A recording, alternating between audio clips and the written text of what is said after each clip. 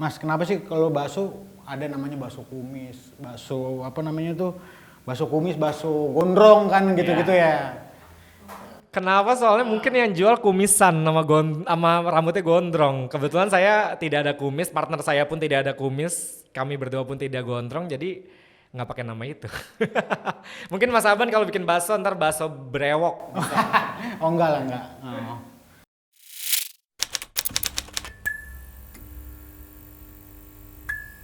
Halo, ketemu lagi dengan gua Aban di POTG Podcast Nego Spesial Ramadan. Kali ini gua mengunjungi Bakso Cuanin dan langsung ketemu nih sama ownernya. Erik ya, Erik Iya, Alamin. betul. Apa kabar? Halo, Erik, halo Mas Aban, apa kabar? Alhamdulillah Sehat, baik. Mas? Alhamdulillah Rasanya gimana, lancar? masih lancar. Alhamdulillah. Semoga lancar terus sampai Idul Fitri. Amin. Amin. Mas, pengen nanya-nanya nih tentang Bakso Boleh Cuanin. dong, Kalau boleh Bakso Cuanin itu dari kapan sih adanya? Terus terbentuknya gimana? Oke, jadi kalau store-nya sendiri tuh kita buka dari bulan November. Tapi sebenarnya brainstorming-nya itu udah dari setahun yang lalu. Jadi emang kebetulan aku sama temen aku ada namanya Iksan. Dia tuh sebelumnya pernah kerja di warung bakso. Terus udah gitu, aku nih suka banget bakso kan. Terus kayak, gue pengen bikin bisnis bakso deh. Terus terus kebetulan dia udah resign, terus kayak ya udahlah. Ya udah lu bantuin gue lah, aku bilang gitu kan, lo udah pernah punya pengalaman di warung bakso nih, gue kayak mau bikin bakso deh karena kebetulan gue suka banget sama bakso. Terus ya udah dari situ kita mulai kayak cari ide, terus cari racikan yang paling pas biar bakso kita tuh beda rasanya dengan bakso-bakso yang lain kayak gitu-gitu. Itu kurang lebih setahun lah kita meeting bareng-barengnya kayak gitu. Nah, kenapa namanya bakso cuanin tuh? Yang jadi pertanyaan gue tuh. Iya, cuanin tuh sebenarnya plesetan sih. Plesetan dalam artian cuanin, jadi diduitin Cuan, gitu. Jadi biar kita tuh untung terus. Iya, untung terus. Nah, terus yang kedua adalah kalau misalnya kita one day kita mau bikin kayak dimsum, kita mau bikin apa, kita bisa pakai nama yang universal. Jadi tetap cuanin Cuanin, gitu. Tapi gitu. mungkin dimsum atau mungkin misalnya apa, bakmi ayam yang kayak gitu. Jadi emang kita pengen bikin namanya cuanin tuh biar insya Allah itu kan doa biar kayak ngehasilin uang buat kita terus kayak gitu. Jadi orang kalau baca bisa cuanin, bisa kayak cuanin gitu. Cuanin. Ya. Itu siapa yang usulnya? Usul dari lo atau dari? Iksan waktu itu ngasih beberapa nama sih ke aku sih, terus gue kayak oh ya udah nih namanya bagus juga nih kayaknya dan sebagai doa juga dan ya udah.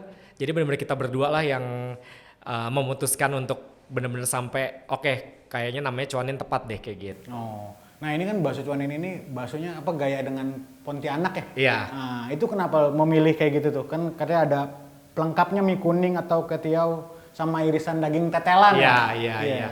Iya sebenarnya kenapa gue lebih milih bakso Pontianak karena emang pertama gue itu suka bakso yang rasanya itu nggak bikin apa ya namanya ya, nggak bikin di tenggorokan sakit gitu. Jadi kalau misalnya kita kalau di sini kan lebih kayak clear soup kan. Tadi kan Mas udah nyobain sendiri Iya. kan. Jadi udah gitu juga kelihatannya warnanya bening yang kayak gitu-gitu. Jadi emang arahnya lebih ke sana sih. Terus sebenarnya kalau misalnya Mas tadi cobain pakai daun ketumbar itu yang bikin Tadi gua rasanya nyobain, beda. iya. Iya makanya jadi waktu itu aku sempet kasih ke Luna Maya kan. Terus Luna Maya bilang katanya kuahnya kayak rasa po Vietnam kata dia kayak gitu. Jadi emang kita pengen bakso yang beda lah gitu karena kalau bakso-bakso di Jakarta kan biasanya udah banyak tuh kayak bakso Solo, bakso apa gitu kan rasanya udah ketebak. Sedangkan di sini emang aku dan partner aku pengen ada twistnya kayak gitu. Berarti bakso cuanin itu udah merembet ke selebritis ya? Iya, karena kebetulan aku kan kerjanya sebagai fashion style celebrity kan, jadi udah aku kasih ke teman-teman seleb aku dan kemarin aja kayak Ayu Ting Ting gitu pesen 300 waktu adanya nikah, terus Aurel juga pesen 150 waktu acara akikah yang kayak gitu-gitu. Nah terus tambahannya lagi kalau bakso cuanin itu kita tuh nggak perlu pakai saus karena sambelnya aja udah rasanya tuh menurut aku udah enak dan udah pedes kayak gitu. Jadi di sini tuh kita nggak perlu yang pakai saus atau pakai apa kayak gitu sih. Nah, balik lagi ke bakso cuanin yang kan katanya pas pandemi ya. Iya betul.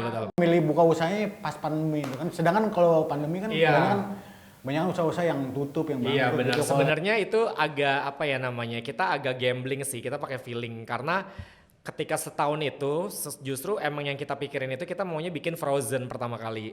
Jadi kayak kayaknya kita nggak memungkinkan deh punya tempat. Terus udah gitu kita kayaknya nggak mungkin deh bikin store di lagi pandemi gitu kan. Ibaratnya kan costnya pasti besar gitu kan. Terus ya udah kita bikin ini aja yuk, frozen apa segala macam. Ternyata pas lagi berjalannya dengan waktu pandemi menurun.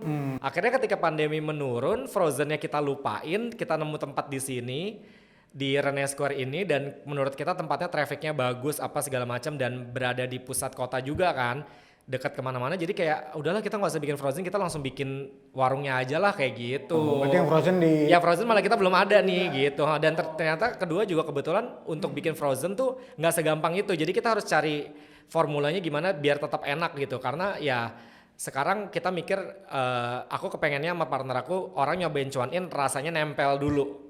Karena kalau kita bikin frozen, ketika dibawa pulang, misalnya Mas Aban masak, saya masak, rasanya pasti kan beda kan? Iya. Sedangkan kalau misalnya kita makan di sini satu tempat pasti sama gitu, karena kan orangnya racikannya sama kayak gitu. Jadi ya udah kita bikin store-nya dulu, nanti abis ini baru kita pikirin lagi deh soal frozen kayak gitu. Jadi sebenarnya ketika pandemi menurun, akhirnya baru tuh kita ya udahlah kita bikin store-nya aja gitu. Malah pas pandemi malah banyak yang beli ya. Iya, dan ternyata ini sebuah apa ya, sebuah input gitu ya, insight buat yang lain-lain gitu kalau mau bikin usaha. Ternyata kalau misalnya kita bikin usaha ketika pandemi, walaupun tidak ada orang yang datang dine in ataupun sedikit, traffic untuk GoFood, untuk kayak beli online gitu tuh banyak loh. Malah banyakan beli online. Iya. Jadi orang ternyata juga yang penting kita marketingnya bagus sih. Jadi kayak misalnya di Instagram kita sering promo-promoin yang kayak gitu-gitu.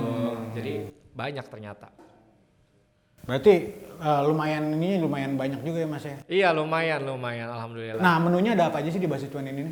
Di bakso cuan in sebenarnya kita masih fokus di bakso, tapi emang kita punya apa ya namanya, kondimennya saya itu beda-beda. Jadi ada kue tiaw, pakai bihun atau pakai mie kuning. Tapi kalau baksonya kita ada bakso urat dan bakso halus. Tapi kita juga ada bami ayam di sini sebenarnya. Oh gitu. Kayak gitu. Cuman emang fokusnya masih di bakso. Tapi 2 menu itu aja dulu yang kita lagi gencarin lah gitu ya. Biar orang kayak nempel dulu. Nanti mungkin dari situ kita berkembang. Mungkin akan ada tahu, mungkin akan ada pangsit rebus atau misalnya kayak baksonya lebih bervariasi kayak gitu. Nah. Tadi banyakan yang beli online kan. Yeah. Nah rasanya tuh enakan makan langsung di sini atau beli apa gimana? Kan ada tuh yang beda tuh rasanya. Rasanya pas udah aku tanya ya ke teman-teman aku yang beli online atau apa, alhamdulillah tetap sama sih, respon mereka masih yang kayak wah enak banget. Terutama mereka kayak ngerasa kuahnya tuh apa ya namanya, sedep ya, gurih lah kayak gitu. Terus udah seger gitu, ya? Iya kuahnya seger. Terus ya katanya mereka sih, karena emang di sini kebetulan kita nggak pakai MSG kan, jadi kuahnya langsung dari adalah bumbu rahasia kita lah gitu. Terus ya udah, jadi itu sih yang katanya yang membedakan gitu. Kalau baksonya tuh buat dari apa ini? Nah baksonya itu sendiri juga emang kita 80% dari daging sapi asli. Jadi rasanya pun ketika kita makan bukan yang kerasa tepung tapi malah kerasanya daging gitu. Dan kita juga ada irisan daging, jadi bukan tetelan tapi itu sebenarnya daging. Oh daging, gitu. daging Iya, asli. Daging asli betul. Nah harganya nih paling mahal berapa, paling murah berapa? Kalau bakmi ayam di 35.000, tapi kalau bakso satu porsinya di 40.000. Oh 40.000. Iya 40.000. Oke. Ada promo nggak sih Mas bulan puasa ini? Kayaknya ngikutin Atau ngeluarin apa menu baru gitu? ngikutin merchant aja sih. Tapi kalau nanti bulan puasa ini pas udah kayak minggu depan deh, kita lagi pengen bikin hampers sih. Jadi kalau misalnya kalian mau beli gitu bisa. Jadi hampersnya berupa kayak panci gitu. Ada baksonya? Ada baksonya kayak gitu. Nah kuahnya gimana tuh? Kuahnya nanti kita pisah, jadi nggak di dalam situ gitu. Jadi ketika beli hampers itu dapat pancinya kayak gitu. Lagi dibikin sih. Apa yang ngebedain bakso cuan ini dengan bakso-bakso lain? Sebenarnya apa ya, mungkin rasa sih, karena kalau misalnya kalau bakso yang lain tuh sebenarnya bakso lain tuh menurut aku enak juga, tapi kalau misal di kita tuh emang lebih kayak sambelnya pun kita sambel yang cabenya tuh cabe bubuk bukan cabe giling gitu kan ada orang yang sambelnya bener-bener yang kasar cabenya gitu. Kalau kita tuh yang jatuhnya kayak sambel Pontianak, sambel Medan yang kayak gitu. Terus kalau dari rasa juga kita menurut aku lumayan beda sih, karena kuah kita clear soup. Kalau bakso-bakso lain biasanya kuahnya kuah biasa aja yang ditambahin dengan micin dan garam kayak gitu. Menurut Mas Aben sendiri gimana? Tadi sih pas gue ngerasain wah langsung gitu dagingnya daging sapi asli kan. Iya pengen tahu nih maksudnya masukannya, jadi kayak menurut Mas Aben gimana dengan rasa bakso cuan itu gitu? Menurut gue ya lumayan sih tadi, enak banget, tapi Iya. ya apa namanya beda sama bakso-bakso lainnya itu. Iya. Yang kalau di pinggir-pinggir jalan kan rasanya kayak ada banyakan tepungnya kan. Nah, kalau ini enggak nih. Iya. Mas, kalau salah satu kendalanya apa nih? Jualan bakso kan di tengah. Ini kan banyak kan jualan bakso nih. Iya, betul, bakso betul. pinggir jalan, ada bakso ini. Nah, Iya. salah satu kendalanya apa? Terus lo strategi lo gimana? Iya, kendalanya sih sebenarnya karena memang banyak banget lah bakso di Jakarta gitu kan. Kendalanya ya bagaimana kita ngasih tahu ke masyarakat kalau bakso kita ini rasanya beda dan bakso kita ini terbuat daging-daging sapi pilihan dan yang benar-benar kita benar-benar apa ya namanya, prosesnya tuh kita jaga banget dengan bersih, dengan steril yang segala macam gitu. Jadi insya Allah juga rasanya nggak akan bikin kita kenapa-kenapa gitu, nggak bikin tenggorokan kering yang kayak gitu-gitu sih. Jadi dan semoga bisa bikin nagih. Terus kalau strateginya emang sekarang aku lagi gencar buat promoin di media-media dan kebetulan aku kan kenal beberapa artis, jadi aku kirimin ke mereka dan feedback mereka bagus-bagus. Malah mereka jadi abis aku kasih mereka langsung pesen sendiri yang kayak gitu-gitu. Jadi harapannya ya biar lebih berkembang lah. Makanya kayak aku ngundang Mas Aban ke sini juga ya, kayak gitu-gitu. Jadi kayak biar biar banyak yang tahu lah iya, ya. biar makin banyak yang tahu. Jadi karena aku percaya kan word of mouth tuh lebih apa ya namanya, lebih efisien lah gitu. Kalau Mas Aban bilang enak, Mas Aban bisa ngasih tahu ke temennya ntar ngasih tahu ke temennya lagi. Iya kayak gitu. Terus juga kita kan bikin tempatnya sebenarnya kecil tapi ya instagramable. Jadi orang biar kalau makan di situ ngerasa nyaman. Kalau mereka mau selfie juga lucu tempatnya yang kayak gitu. Kan jarang di Jakarta tempat bakso yang enak buat nongkrong gitu. Biasanya kan mereka ya makan aja pulang gitu. Ini konsepnya apa nih Mas? Gerai ini. Sebenarnya emang konsepnya kita lebih ke bakso-bakso Tionghoa gitu sih, Chinese gitu. Ada Jadi makanya kalau merah-merahnya kali tadi lampunya diredupin kan warnanya agak redup merah-merah gitu. Terus kita juga nanti ke depannya mau ada kayak bikin event kayak karaoke night gitu-gitu di sini, ya.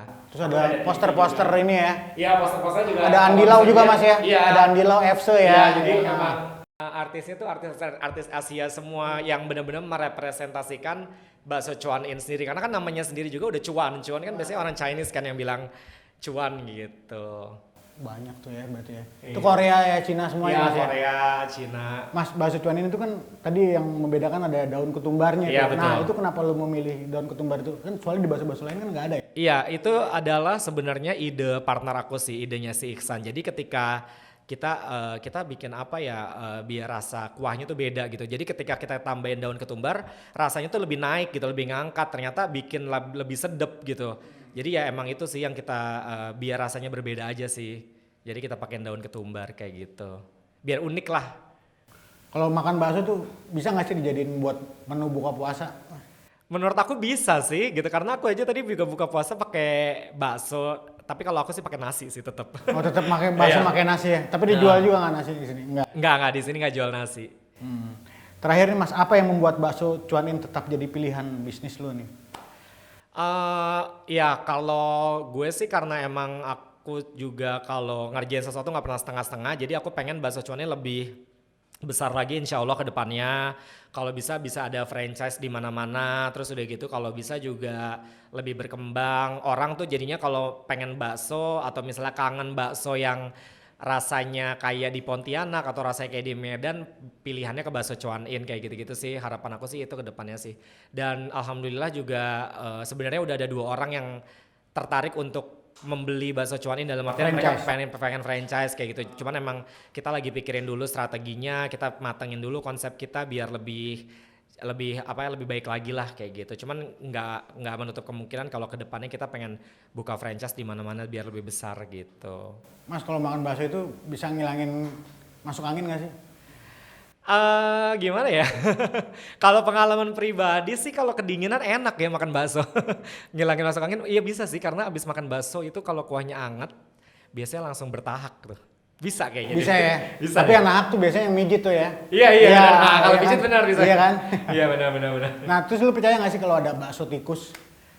Karena dulu gue waktu kecil pernah nonton, dulu tuh nontonnya Bakpao Daging Manusia, dulu ada filmnya. Nah jadi gue percaya deh kalau ada sih bakso tikus tuh pasti ada. Mungkin tapi kan ya itu sebenarnya orang yang apa ya namanya, sebenarnya jahat sih gitu. Karena mungkin dia sebenarnya tidak punya modal yang cukup sampai akhirnya harus bikin dagingnya tuh dari daging tikus. Sangat disayangkan aja sih kayak gitu karena kan itu juga buat kesehatan tidak bagus gitu. Tapi kalau ditanya percaya atau enggak, percaya sih ada sih, pasti ada aja lah orang yang iseng kayak gitu. Kalau bakso Chonin sendiri apa namanya? Nggak buat menunya dalam ada bakso telurnya ada. Nah itu nanti yang kedepannya yang lagi kita pikirin. Maksudnya karena kan emang kita juga baru kita mikirnya kayak yaudah yuk kita keluarinnya bakso halus dan bakso urat dulu yang udah pasti disukain sama orang-orang. Tapi kalau misalnya kita dari awal kita udah keluarin yang pakai tahu, pakai telur, gini terus harganya juga tinggi, orang kan juga pasti takut kayak kok lu anak baru tapi mahal banget gitu. Jadi kita pelan-pelan lah step by step gitu. Jadi makanya di bakso cuan ini baru ada bakso halus dan bakso urat kayak gitu. Emang kita baru tipenya baru 2 karena kita bikin yang kayaknya bakal disukain 2 ini gitu. Cuman emang kita nantilah insya Allah bulan depan udah mulai mau ada pangsit rebus, terus udah gitu tahu, terus bener tadi juga bakso yang isi telur atau misalnya bakso granat atau apa gitu kan mulai banyak kan yang. Tapi ada yang jual yang bakso gede gitu, yang bakso gede gitu Mas kan ada tuh yang di mana? Kalau yang bakso gede kayaknya nggak cocok sih sama tipe cuanin, mungkin bakso gepeng kali ya. Iya. Mas kenapa sih, lu bisa jawab gak? Kenapa sih mbak-mbak suka makan bakso? Karena Sampai bibirnya kepedesan sampai merah kenapa gitu. Mbak? Kenapa Mbak? Kan banyak kan mbak-mbak yang suka makan bakso, wah katanya sampai Karena nyobain bakso tuh kuahnya. kayak apa ya? Kayak udah jadi makanan wajib orang Indonesia kali ya. Jadi kayak kalau misal lagi iseng tuh mereka malah nyarinya bakso gitu. Iya sih, bener kayak kita udah makan nasi terus kayak gini. Kalau bakso tuh siapapun bisa suka gitu kayak oh ya udah mungkin karena nggak tahu dari mana bisa suka tapi enak aja kali. Tapi kalau nasi gitu mendingan makan bakso daripada makan nasi. Ada orang yang kayak gitu kan yang kayak gue ngebakso aja deh daripada nasi kayak gitu. Kayaknya emang udah apa ya, udah budayanya lah, budaya kita gitu. Kalau lu sendiri? Apalagi kalau lagi gerimis terus hujan-hujan ngebakso enak nih gitu. Itu kayak pasti gitu tuh ya. Kan, iya kan? Lu seberapa cinta sih sama bakso, seberapa suka? Kalau dari 1 sampai 10 kayak 11 deh. 11. Lu hampir tiap hari makan bakso? Enggak juga, cuman maksudnya dalam seminggu gue pasti makan bakso gitu. Cuman ya suka banget sih, suka aja. Untuk plan kedepannya bakso cuanin apa nih? Ada plan apa nih? Udah project apa? Oh ya, jadi nanti setelah Lebaran kita sih mau bikin kayak apa namanya? Ada satu project ini jajanan kuliner gitu di salah satu mall dan kita ikut ke dalam gitu. Jadi gitu. kayak sebagai vendornya kayak gitu-gitu. Jadi emang kita juga lebih memperluas networking dan lebih bikin cuanin biar lebih dikenal lagi lah kayak gitu. Mas, kenapa sih kalau bakso ada namanya bakso kumis, bakso apa namanya tuh? Bakso kumis, bakso gondrong kan gitu-gitu ya. Kenapa? Soalnya mungkin yang jual kumisan sama rambutnya gondrong. Kebetulan saya tidak ada kumis, partner saya pun tidak ada kumis, kami berdua pun tidak gondrong, jadi nggak pakai nama itu. Mungkin Mas Aban kalau bikin bakso ntar bakso brewok bisa. Oh enggak lah, enggak. Oh. Nah Mas, ini pertanyaannya yang ke bagian profesi lo ya. Oke. Nah lo katanya fashion stylist nih ya. Iya. Dari kapan menggeluti fashion stylist ini? Iya, jadi aku jadi fashion Tunggu Mas, stylist. kalau fashion stylist tuh ngapain aja sih kerjanya? Gua awam soalnya. Oke, jadi aku tuh nyari baju buat artis-artis sih. Jadi kalau mereka mau tampil, tapi baju doang ya. Jadi banyak orang yang masih belum tahu kalau fashion stylist tuh hanya baju.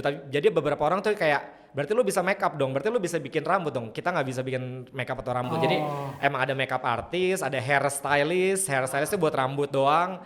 Tapi ada juga fashion stylist tuh untuk penampilan untuk baju kayak gitu. Baju sama sepatu gitu. Iya, tapi kalau sepatu nyocokinnya kan. Iya, nyocokinnya misalnya lo pakai baju ini. Iya. Lo ini. Tapi konsep juga kita yang bikin. Jadi kayak oke, lo bajunya kayak gini, nanti makeup lo kayak gini ya. Jadi kita bilang ke orang makeup artisnya nanti makeupnya kayak gini, rambutnya kayak gini. Itu juga tugasnya dari fashion stylist kayak gitu.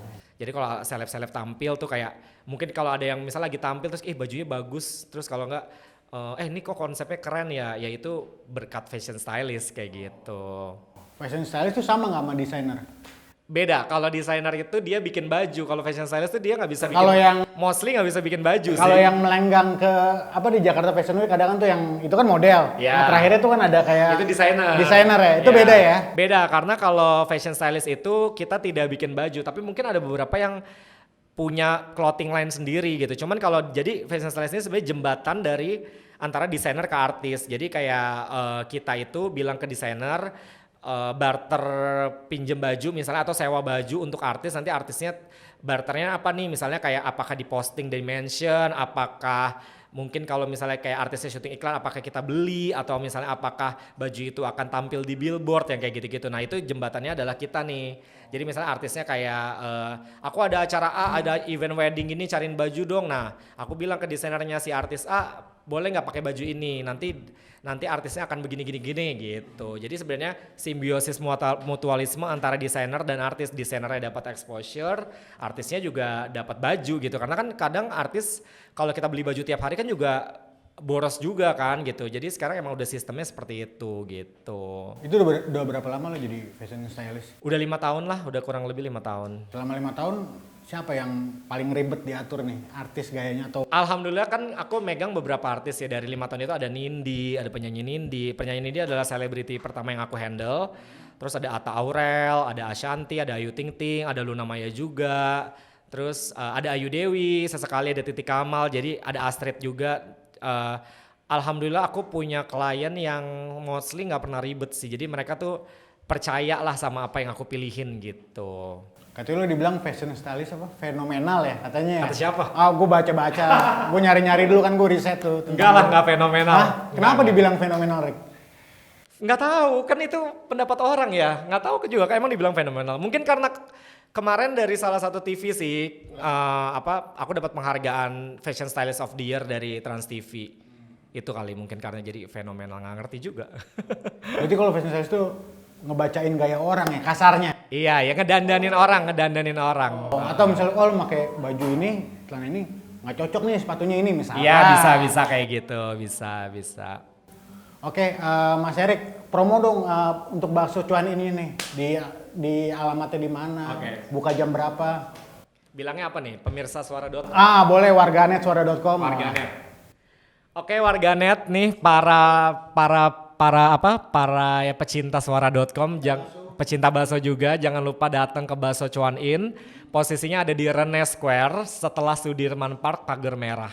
Jadi kalau kalian search di Google Maps atau Waze, tinggal ketik aja Rene Square, itu nanti langsung sesuai titik gitu. Jadi tinggal bisa juga bilang ke drivernya. Bukanya tiap hari? Bukanya tiap hari dari jam? Kalau Ramadan? Kalau Ramadan bukanya dari jam 12 siang sampai jam 9 malam. Tapi kalau lagi nggak Ramadan kita buka dari jam 10 pagi sampai jam 6 malam, 6 sore. Nah, Kayak gitu. apa hubungannya fashion stylist dengan bakso? Kan jauh banget tuh antara langit dan bumi. Iya, makanya bedanya adalah karena yang satu pekerjaan, yang satu hobi. Jadi pekerjaan aku emang fashion style, tapi dua-duanya hobi aku sih, karena emang aku juga hobi dandanin orang. Terus ya itulah mungkin yang satu, mungkin karena emang kita berdua nih suka makan ya sama partner aku nih. Kebetulan percaya zodiak nggak? Kadang-kadang. Zodiaknya apa? Gue Libra. Oh, Libra. Karena kebetulan gue Taurus, partner gue Virgo. Jadi Taurus Virgo tuh doyan makan gitu. Katanya tawanya orang-orang kan. Jadi ya udah, karena kita doyan makan, terus kita harus bikin sesuatu nih, apa ya nggak mungkin lah kita bikin usaha apa batu bara gitu, nggak mungkin lah gitu. Terus kayak yaudah kita buka usaha makanan aja deh, ya bakso kayaknya semua orang pasti akan makan bakso, ya udah gitu. Karena kita berdua hobi makan, jadi kita bikin bakso deh. Satu kata tentang bakso. Apa ya? Ketagihan. Oke deh, Mas Erik, thank you banget nih udah ngomong tentang bakso cuanin, tentang fashion stylist lo, tentang semuanya. Semoga bakso cuanin cuan terus. Amin. Di tiap tahun, di tiap bulan. Amin. Oke, jangan itu lupa dia. Datang lagi ya. Siap. Oke, itu dia ngobrol-ngobrol dengan Erik, owner dari Bakso Cuan In. Sampai bertemu lagi dengan POTG selanjutnya spesial Ramadan. Dadah.